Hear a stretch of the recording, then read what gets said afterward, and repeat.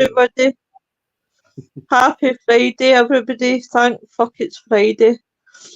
I just had to get that out the way. So, guys, I'm going to get a couple of minutes and let it fill. How is my two favourite boys? Good evening.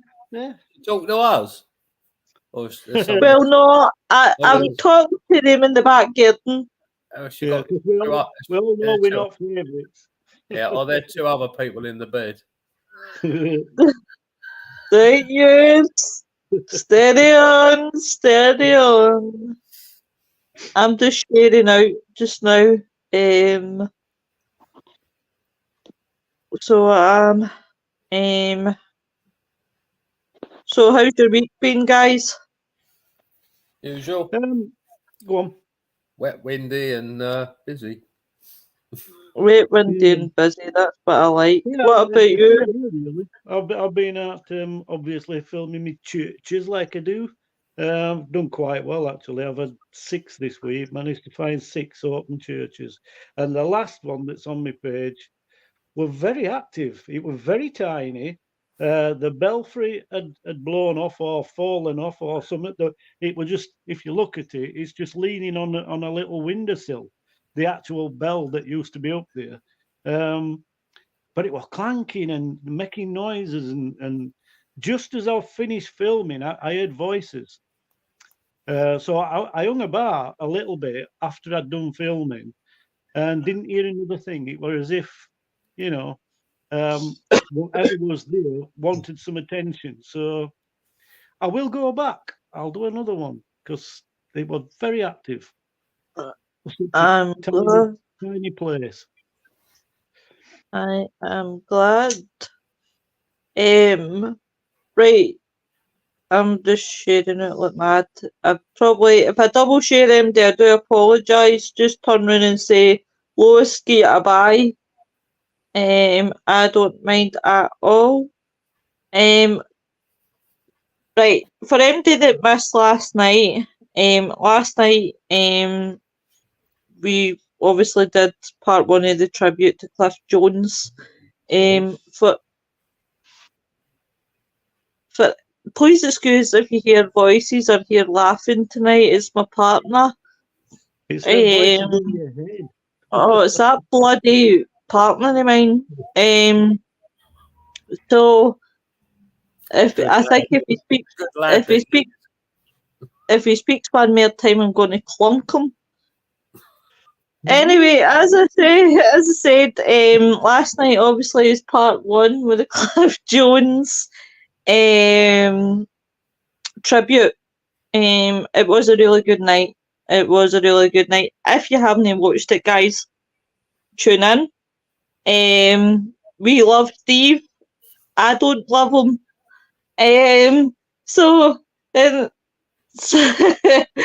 So tonight obviously is part 2 to the tribute. No, last night I read a wee poem and I read a wee speech out. So tonight, to save you guys from listening to it again, I decided to get to Bri tonight on the floor because he has had the pleasure of meeting Cliff. So from me to Bri, it's all yours. Well, I'm not going to read you a poem. That is for certain because she's just dropped it on me. But there you go. That's about par for course on this show. But never mind. Yeah, it is a tribute to Cliff, and in that vein, all I can do is talk about the guy with fond memory, really, because I have met him a few times. Usually at Mackie D's before an investigation, because that's the group's forte. Every time they go out, they go to McDonald's to have a natter first and decide what format they're going to do that night, which is brilliant. They're a good team. They gel well. Always got on with them. But Cliff, per se, he was the history guy. He would sit at home most of the time and comment on their lives and their shows and give guidance historically. So if anybody picked anything up, he would verify it or negate it, whichever. He was a taskmaster, and the few times that I did meet him, he used to test me. He'd say, "Right, Bri, what did you get here? What's all this?" And I'd have to sort of prove my worth, which I hope that I did for him. Lovely fella. We had some laughs. And as I said, my fondest memories were two places: a bridge in Wakefield that he used to frequent quite often, and also a hospital. I remember doing a hospital where there were 3 groups did a collab that night. And again, he was testing us all like he does, because he knew the history and he wanted us to verify things, which we did in spades, which were brilliant. So the last memory of him was we were scheduled to do a church. He was desperate to do this church, which is not, well, it's like between my locality and his. But unfortunately, he obviously fell ill and we didn't get to do it, which is a shame. But I'll do it in his memory. And I will speak to Ellen at some point. The difference between me and a lot is I don't like talking when things are raw. I will give it time and I'll talk in my own time and their time if they wish to.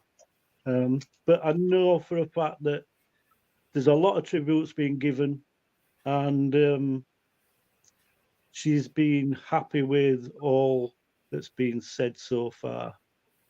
And I hope there's 1 or 2 members join us tonight. I don't know if they will, as they joined you last night, but we shall see. And on that note, have we got any comments in chat? Hiya, Eric. Hiya, Annette. Hiya, Rita. We love Steve. You can fucking keep him. And it says, those striped plasters are good for that, Lois. Believe me, he's going to have a few cuts and bruises. Put Steve in the basement. I bloody wish, Rita. Yeah. Hiya, Mr. Toddy. More fun than Lois. Yeah, fetch some ginger nuts with you. Yeah. Hey, Roger. Hi, Lan. He came on in Shadows of Light in the comments. Always really nice. He really, really is. And he will be sadly missed. He really will be sadly missed. So, I thought I would give you a wee, well, maybe 1 or 2 some fun history facts. Because obviously tonight's theme is history. So I just thought, why not? Usually it's Bride in the facts. So so I just thought I would, for a giggle tonight. Hi Nicola, how you doing? So during World War II, a Great Dane named Juliana was actually awarded the Blue Cross Medal. She extinguished a bomb by peeing on it.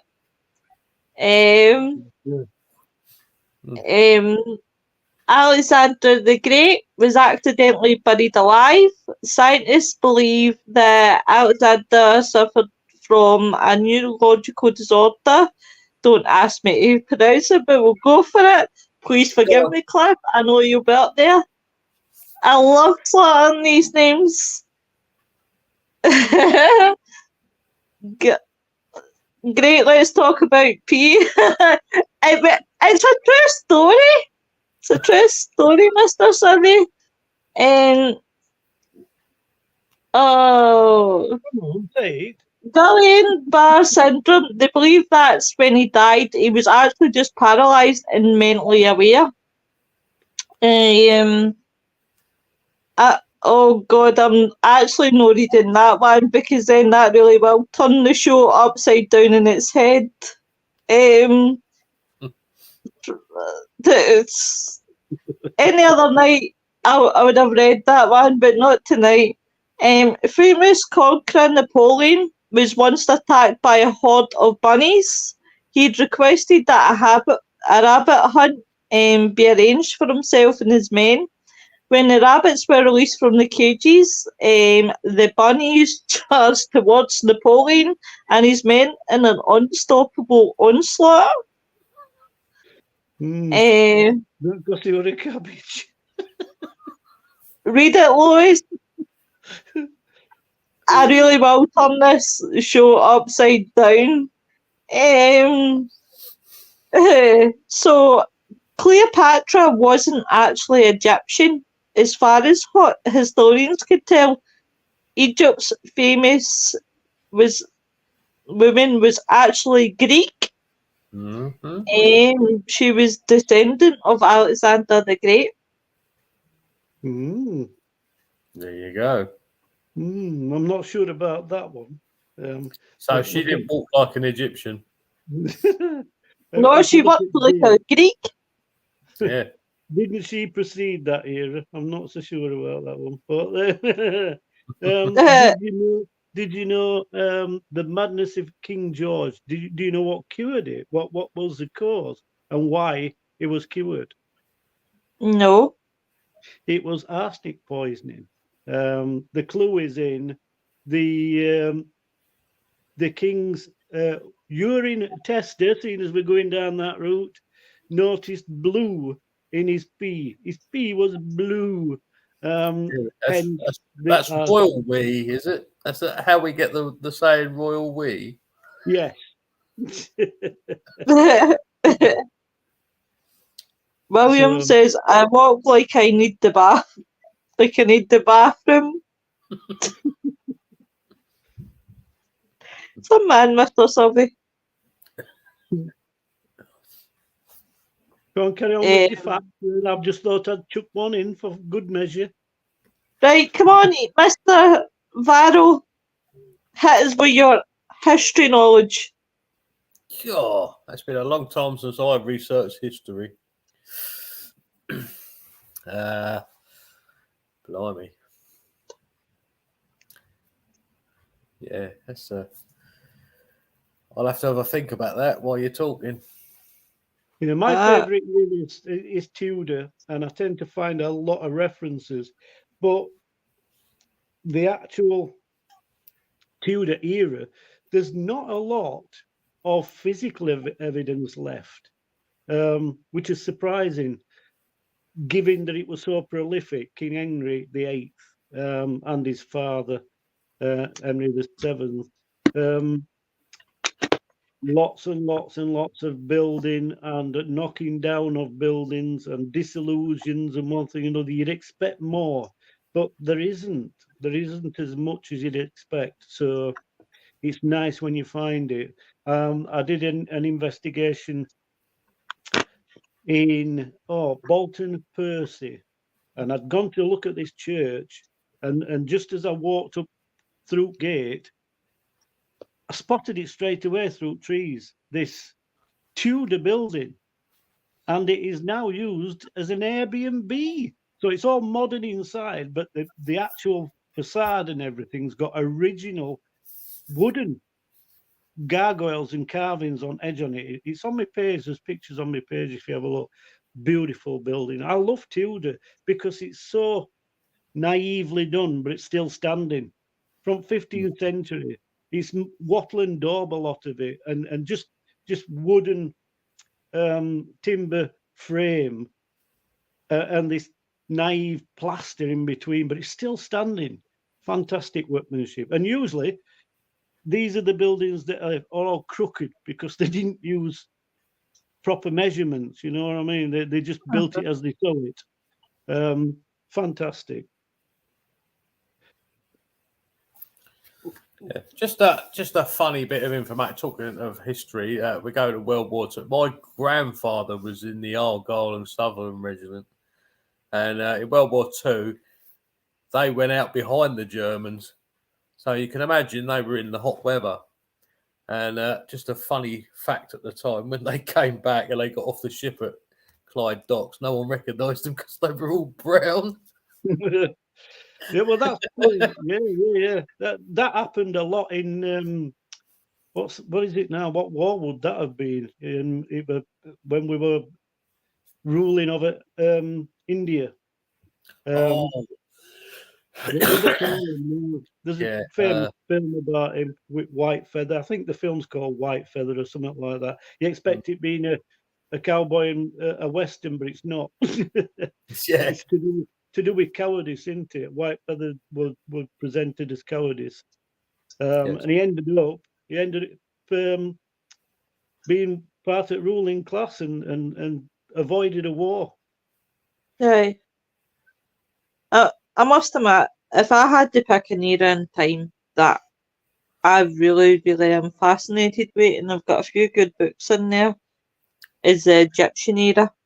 I'll really, really love it. I'm fascinated with the Book of the Dead. But how much do you actually know? I mean, people are fascinated by it, but they tend to do more the symbolism and memorabilia side of Egypt. Do you actually know what a lot of them stand for? In fact, weirdly enough, only tonight, that's cropped up a few times tonight. Weirdly.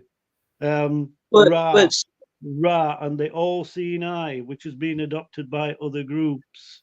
Yeah. The all-seeing eye was actually Egyptian, first of all. And it's been slightly altered and used by other groups. Yeah, including my friend himself. Yeah, exactly. Cowley. Yeah. But it's the symbol of the all-seeing eye is actually Ra. Good film, that, Bri. Yes. Thank you. What film? Oh, yeah. What? Yeah. Hey, Wayne. Was the Three Feathers? Yeah, that's possible. right. Yes. Yeah. Hey, Rab. Hey, Rita. Yeah, Rita. I must admit, the Book of the Dead, I don't know why it fascinates me so much, but I really have always been interested in it. I've got a book in there, right, believe it or not, about learning about hieroglyphics. Now, I know what they're one of the hardest things to read. And I thought, it's quite something I would love to learn. You have enough trouble with words, let alone pictures. Well, me being dyslexic, I can totally learn something with pictures, because that means then, see, when I'm writing you bad words, then it'll take you an See, that's another thing as well. I mean, I know Wayne and Mark will like that side of things, hieroglyphic side of things, because there's lots of symbols in there to do with UFOs. There's pictographs of helicopters and things and spacecraft, but we still find it hard to decipher it all. Now, maybe you can enlighten us on what some of these pictographs mean, these hieroglyphs mean, because they're in plain sight. But why the mainstream haven't picked up on it more when you see an helicopter in an hieroglyph? It's just glossed over. Nobody says out about it, apart from UFO community. Why hasn't it been, maybe because they're in denial. Maybe they just don't want to. Because their argument could be, well, it's a picture. It's no proof. But then you've got ufologists like Wayne and Mark. Oh. Excuse me 2 seconds. Go on, get it. Go on, Steve, give it to her. Go on, Steve.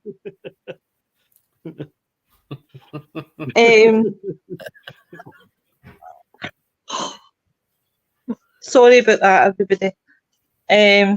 So could throw him. Swear to God. Bureaucracy.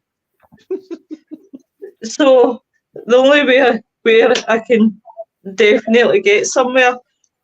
Yeah, we know. She's up for the pool. She's in the cupboard. Yeah. So as I was saying, folks, what was I saying? So like ufologists, like we obviously Wayne and Mark, right? They can obviously understand it and that, but again, most people when they look at hieroglyphics are just going to be like, oh well, that's what the Egyptians maybe thought they seen. Whilst I've seen your side loads. of I've seen loads and loads and loads. But nobody, for me, has ever shown me a wall of hieroglyphs and then shown me a sheet of what's the word? Translation mm-hmm. in English. Come on, explain it. Don't just, what's the word? Interpret in that respect or pidgin English it. Tell me what it means. Nobody's ever done that. For me, I've not seen it. No. I've only seen odd meaning of the odd picture, which that don't mean out to me. If I'm seeing a wall of hieroglyphs, I want to know a translation in full. I want it to be like a true poem type of thing, a true paragraph. Give me the interpretation in full, not just that's an helicopter, that's a bear, that's a constellation. No, tell me what it all means. That'd be brilliant.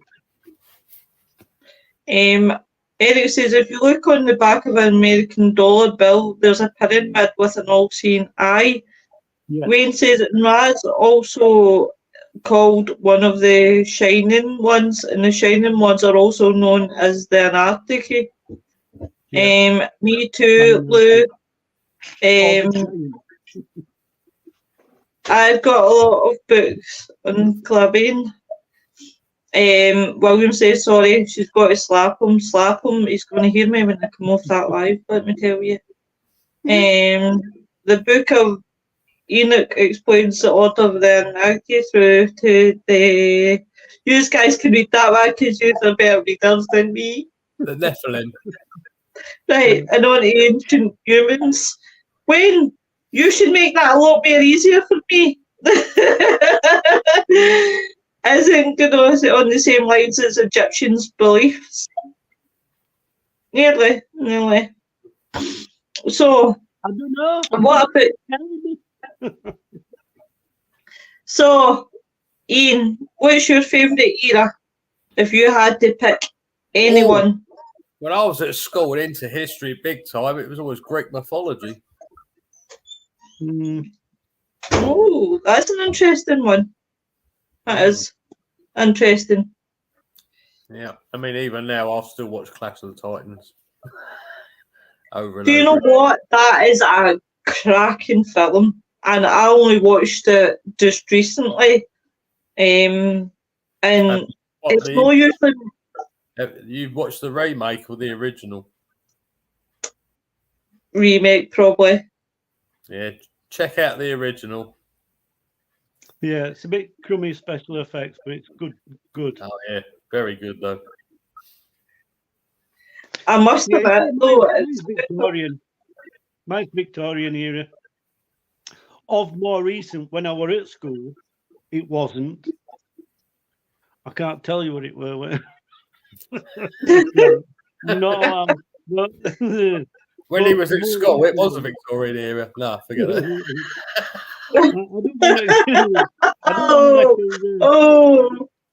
Are you trying to say Rise Over the Hill? No, I'm just jesting with my dear colleague. There we are. You see, we can. Why is he the dear colleague and I'm the demon? Well, because you are a demon. I'm actually personally, I'm into. I can't explain it. Into wards and that era. shamanism and the Gothic, original Gothic era. It's a fascinating thing, and I think fashions and how they resurface, I find that fascinating because through history, perfect example. It's in a scene of To Serve with Love, and he's explaining fashion, and there's all Cockney kids there, you know what I mean? They're all giving it ethnic talk, and he comes out with patu, which is pidgin English, and it just makes them giggle. And then he says, "You think your fashion's all up to date and new?" And he goes into telling him that this kid's hairstyle is from Greek era, and this lass's shirt is like from Victorian era. So it's not new; it's just refashioned. Yeah. Which is and it's true through history. You see things resurface. The only thing we haven't seen is the Tudor ruffles. We ain't seen that come back. It came back briefly in little in cuff versions in the 60s with hippies and flower power, but not for long. There's nothing wrong with flower power. I love that era as well. And we certainly don't want us men having to wear full face makeup again. That's no powder on the hair. Well, do you know something? In the Egyptian era, women and men wore makeup. Yes, we know. And perfume. And they powdered the wigs, just like they did in Victorian era. Again, like me and Bri, you see, we survived the 80s and probably didn't manage to get through that without actually wearing any, which was quite an achievement in itself. It is. Yeah. See that blood? My sister's jeans with flares in. That bloody Wayne saying that bloody word. He wants me to say that word again. It's not happening. Yes, it was called Classic. Then William says, all connected to the belief in alchemy. Robert says, we were slaves to... Robert, come on. You're killing me. You and Wayne are killing me tonight. And Wayne's then killing me again. Created the Great Flood to wipe us out. This is where angels and demons derive from. There was a war between the good and bad. The bad ones were casted out in order to save us.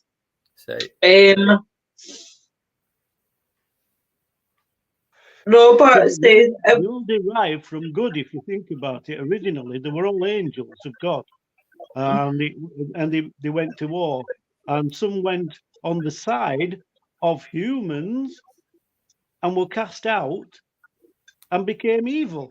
I don't know how that works, really, when they were protecting us from God. Well, so Lois's excuse was we had iron brew.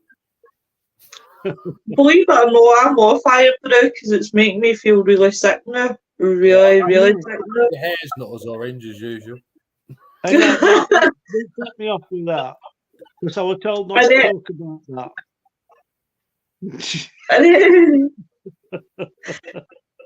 Bry's girlfriend says, I think the Roman era Britain is really interesting. She's going to kill me.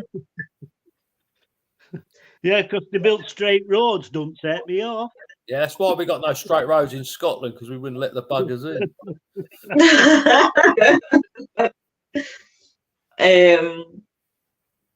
But yeah,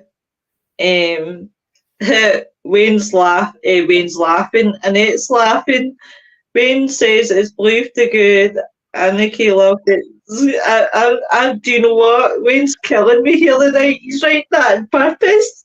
Loved its creation as we were made to serve them. I mentioned that word as much as he can, just so you can't say it. I know. He's a Cliff. Go and sort him out.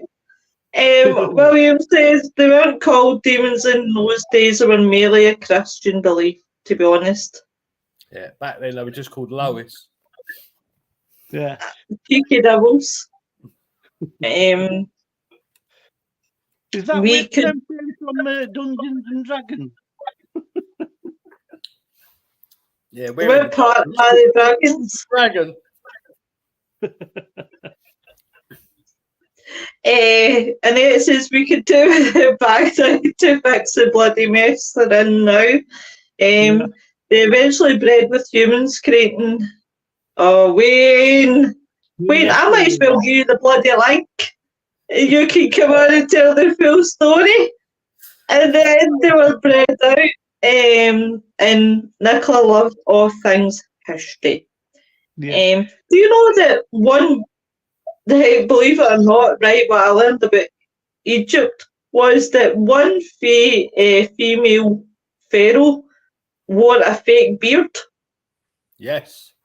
And she was actually, I can't remember her name, but she was actually the one that built a lot of the temples there. Didn't she win Eurovision for Israel?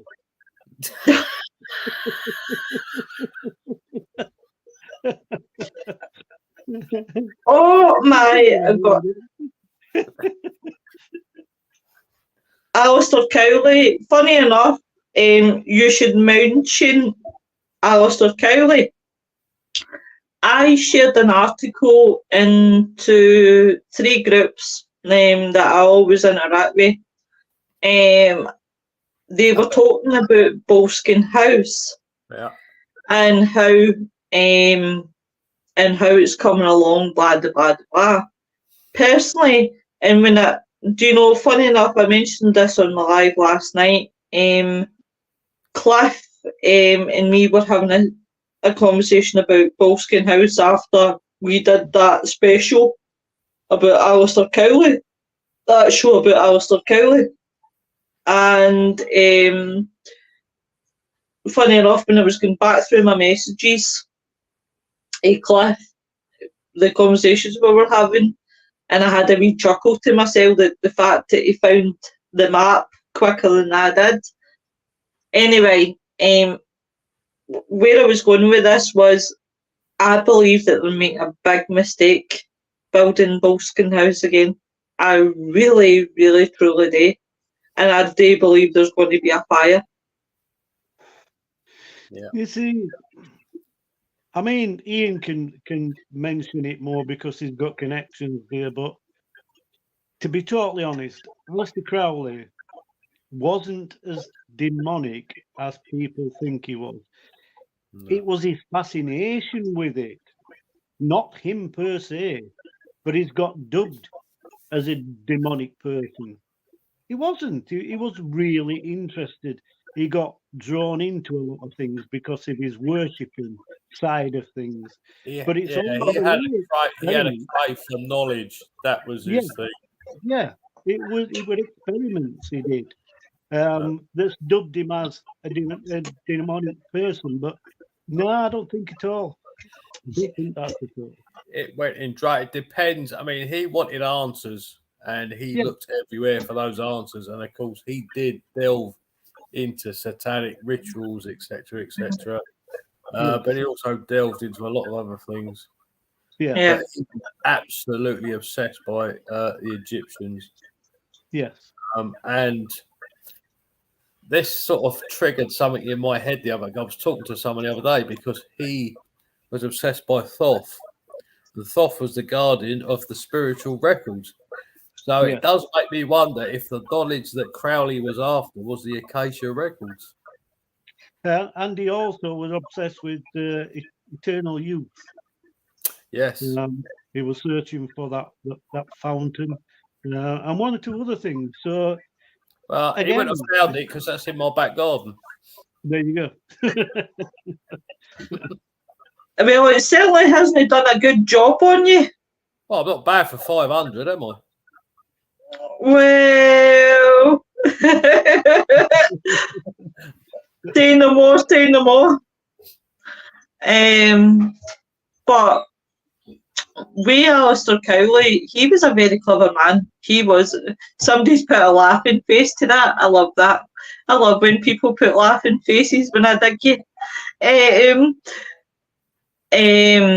Obviously, Alistair Cowley was a very, very bright man. A very, very bright man. He was a spy, and as William points out, he wasn't a satanist either.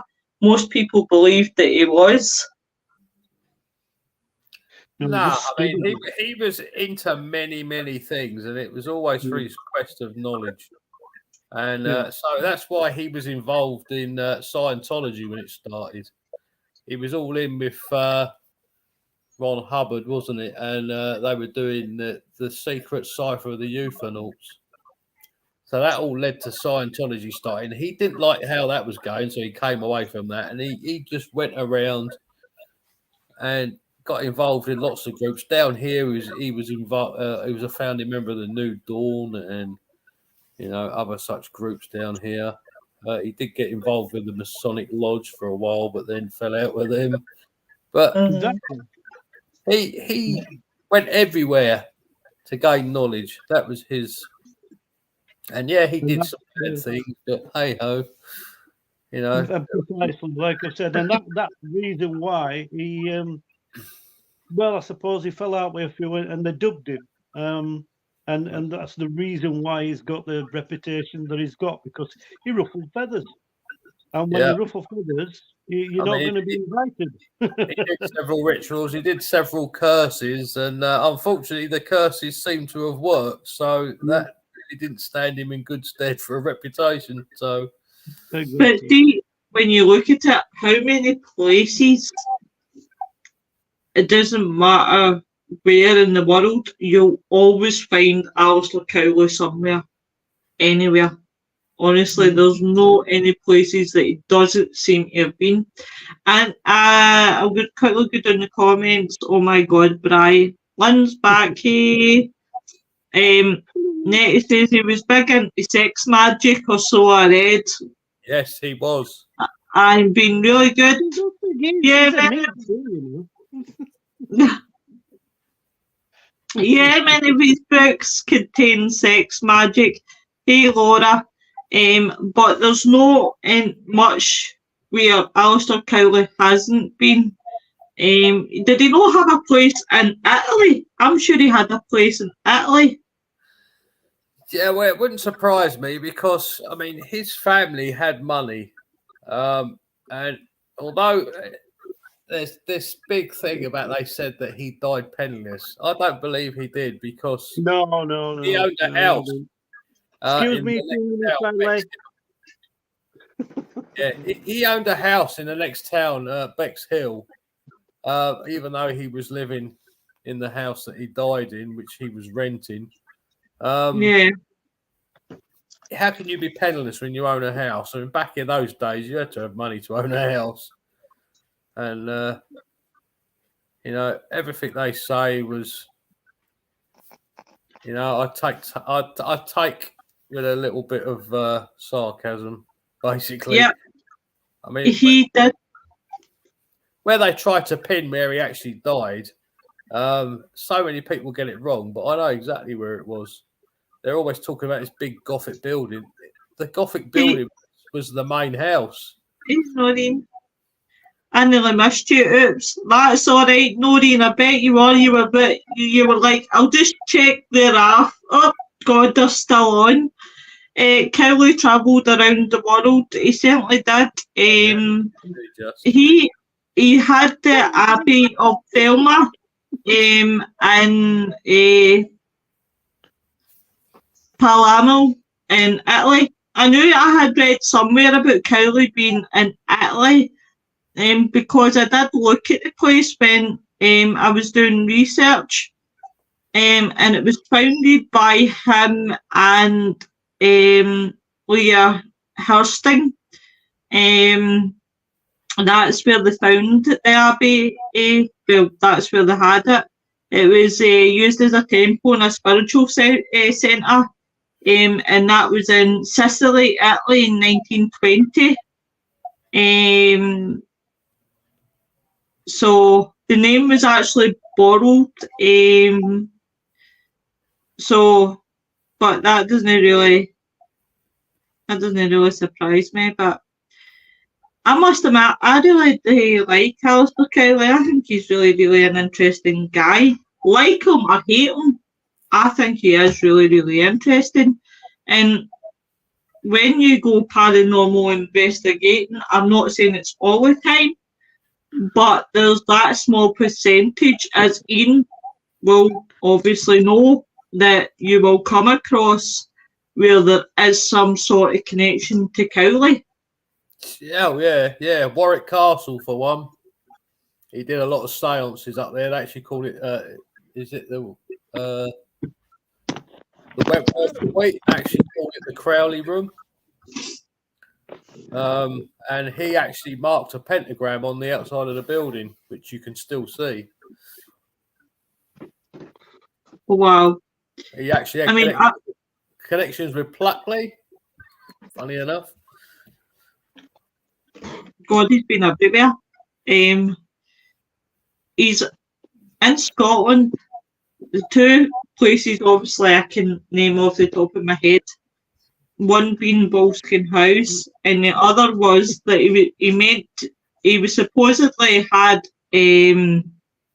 connection in Peebles, which, if you look at the ley lines, it's apparently a witchcraft town. There's a lot of places in Peebles that I've investigated that are saying the exact same thing.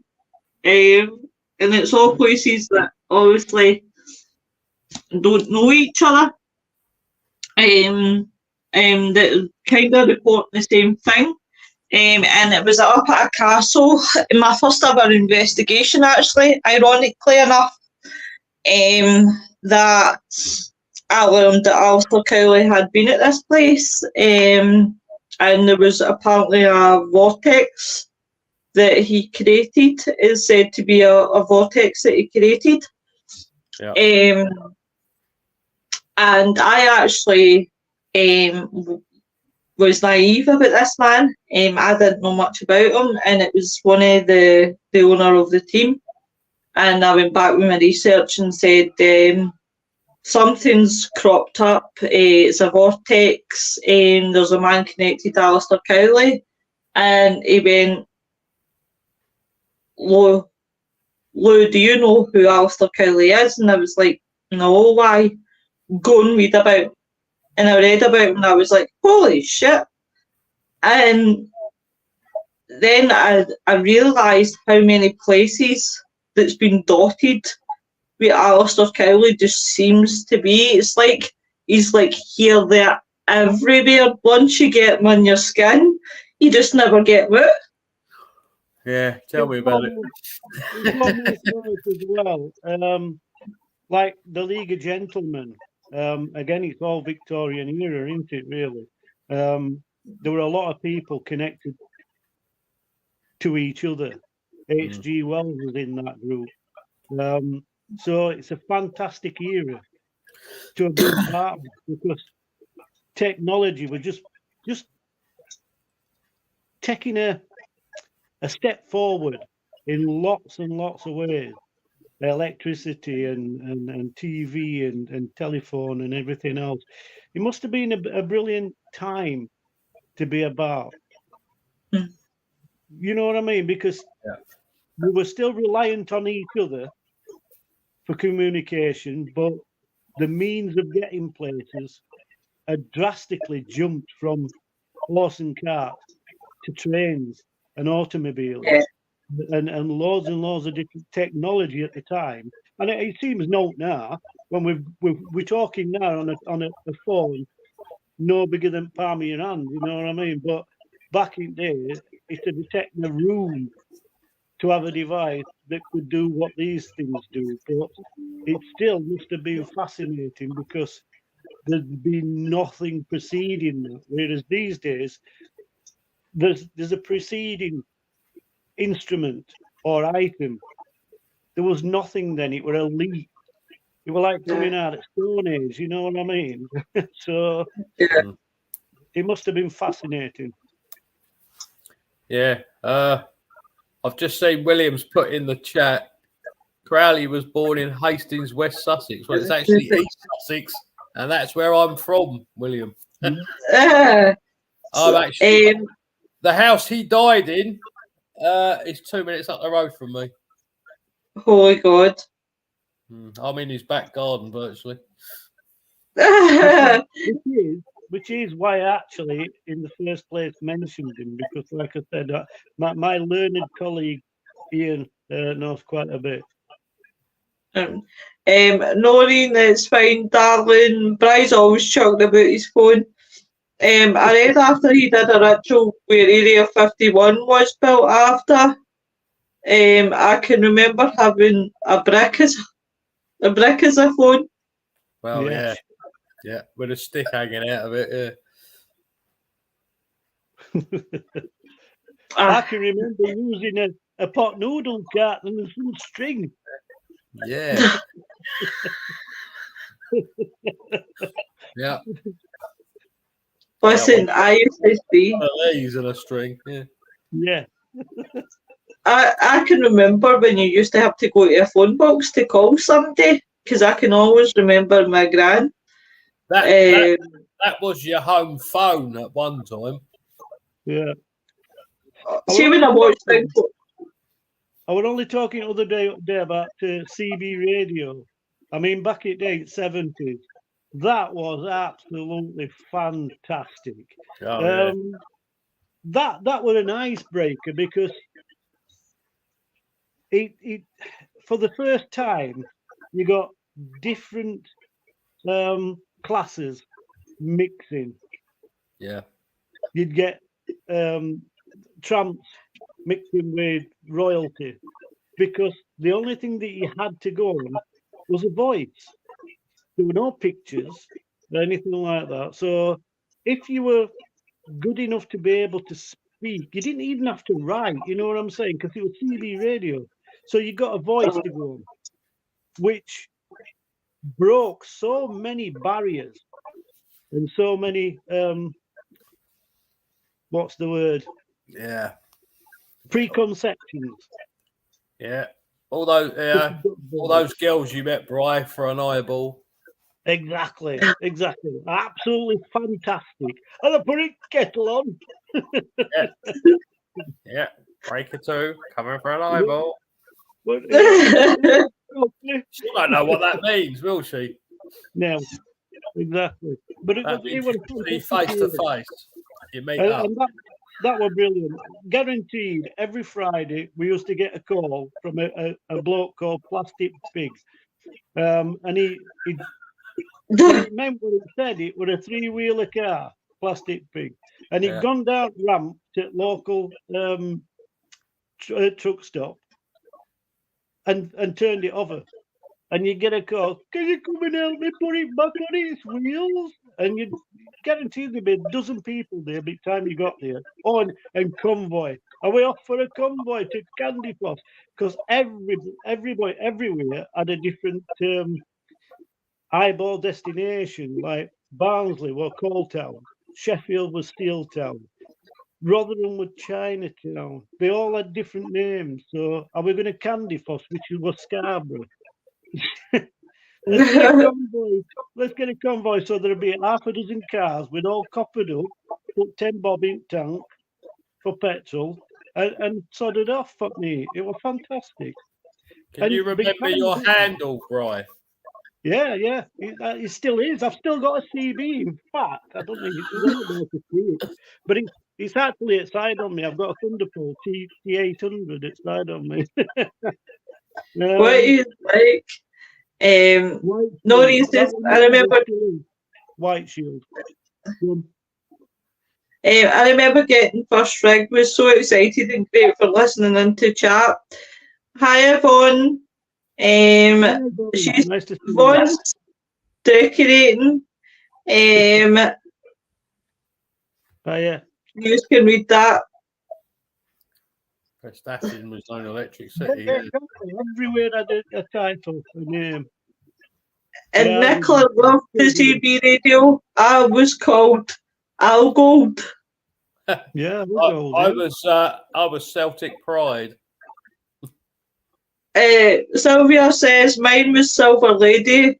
Them was the days in the 80s. Do you not believe it or not? Actually, I watched a program called The Undateables, and there was a gentleman on The Undateables who used a CB radio. And that was he has a high level autism. No, it's no autism. It's Alzheimer's. I can't even pronounce it. Sorry, guys. And he finds it difficult to talk to people, and he like the Siri equipment he had. It was like, holy God, and it actually works. Yeah. It does. It's fantastic. Like I said, it's a good idea. You haven't got that stigmatism of being on camera or anything like that. It's just a voice. I'll tell you something. I'll be totally honest. I suffered for many years with agoraphobia and anxiety, believe it or not. 19 years I suffered with that. And CB radio is what got me through it, because on a night when TV had gone off and there were no radio to call anything. Back then, there weren't much radio going on. To listen to people's voices, just everyday people talking, got me through many and many a night. And to be able to key that mic and say, hey up, how are we going on? Fantastic, absolutely fantastic. I've spent more nights on CB radio because I couldn't sleep. And having something to do when you can't sleep is key. It really is. I think I should get a CB radio then. There's still a thing. I mean, there's still a lot around here got CB. Well, I have. It's still plugged in. Oh well. William says, give me a radio Luxembourg anytime. Best year the days. That's okay. I was Dungeon Master. Yeah. Thanks, guys. I'm absolutely hanging with the cold tonight, guys, and I'm trying not to show, but I'm just. So before we stop, on Sunday night, I really want to put that out here.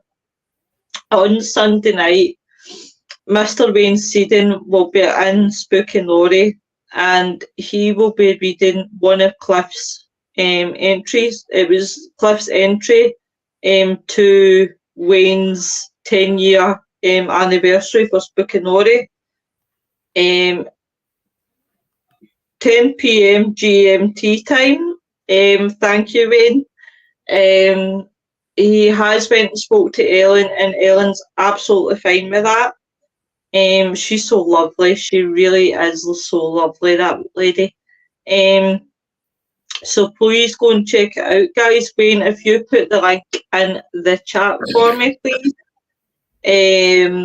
So yeah, I'll be tuning in definitely. Definitely, because it is. His story was really, really good. Really good. They were a decent narrator, most definitely. Apparently, he was a good singer as well. That I learned last night. Yeah, we did a psychic night at Kirkengate. We did 2 or 3 events there, and after the event, we'd have a little tipple and a sing song. It was good. Apparently, he was really, really good singer. Yeah. So, are you a good singer, Bri? No.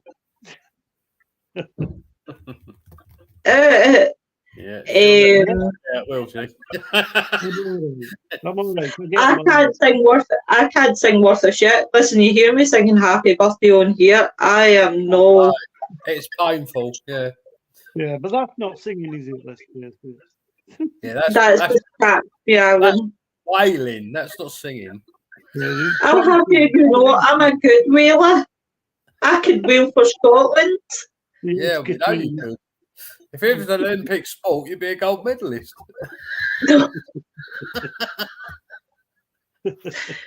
I don't like you, Mr. Varro. I don't like your tone.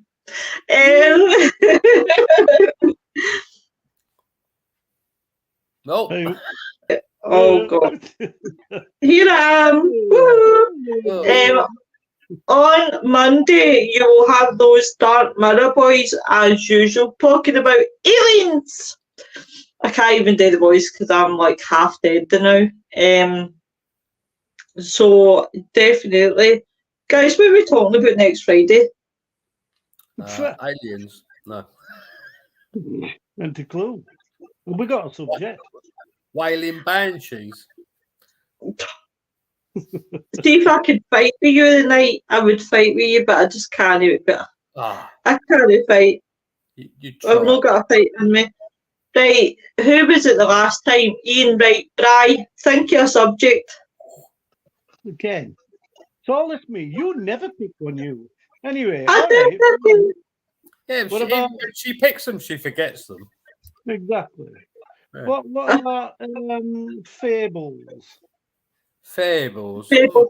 Fables. You know, like imps and goblins and Oh, you should know And, something and about that. fairies. Yeah, you should know something. Phase. Yeah, yeah, Yes. fays. you should know something about that, Lois, since your kinship. Oh, furballs. You leave me alone, Mr. Seaton.